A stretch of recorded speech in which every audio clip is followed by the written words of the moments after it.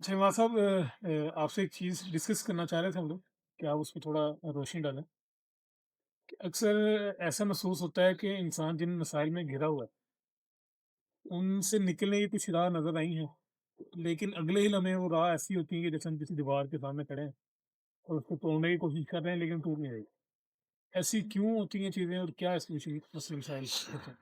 देखिए, मैं क्योंकि आपको और आपके माज़ी को और आपके मसाइल को किसी हद तक समझता हूँ, तो इसलिए मैं बराह रास्त आपके सवाल के जवाब पर आने की बजाय पहले उसको एक जनरलाइज़्ड उसका बैकग्राउंड दे देता हूँ जी, कि मसले की नोयत होती क्या है।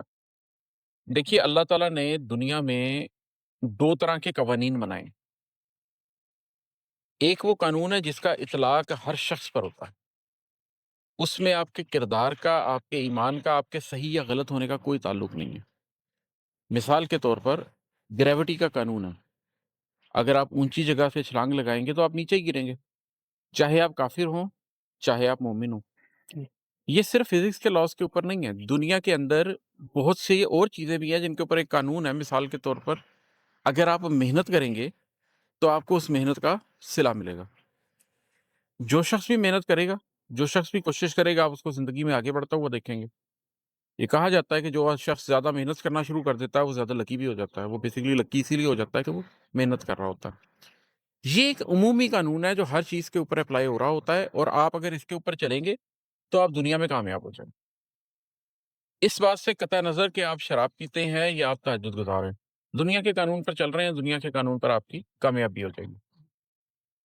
इस दुनिया में कुछ लोग ऐसे होते हैं जो अल्लाह ताला के साथ एक मामला करना चाहते हैं कि अल्लाह हम इस कानून की बजाय तेरे साथ उस कानून के तहत ज़िंदगी गुज़ारना चाहते हैं जिस कानून के तहत तेरे बंदे ज़िंदगी गुज़ारते हैं। जैसा कि अल्लाह ताला ने कुरान में ये वादा किया है कि अगर तुम ज़मीन के अंदर उस तरीके के इंसान बन के उस तरह का मुआशरा कायम करोगे जो अल्लाह चाहता है, तो अल्लाह तुम्हें इक़्तिदार देगा। अल्लाह उस कौम को क़ुव्वत दे देगा। हम इंडिविजुअल्स के लेवल पर भी ये होता है कि आप अपनी ज़िंदगी गुज़ार रहे हैं और आप अपनी ज़िंदगी आम असूलों के ऊपर गुज़ार रहे हैं। आप ज़िंदगी में कोई गलती करते हैं, आपको नुकसान हो जाता है, आप कुछ अच्छा करते हैं, आपको फ़ायदा हो जाता है। लेकिन फिर आप ज़िंदगी में एक दिन ये फ़ैसला करते हैं कि ऐ अल्लाह मैं तेरे साथ अलाइन हो जाना चाहता हूँ। मैं अपनी ज़िंदगी ऐसे गुज़ारना चाहता हूँ कि मैं तुझे पसंद आ जाऊँ, मैं तेरे रास्ते पर चलूँ।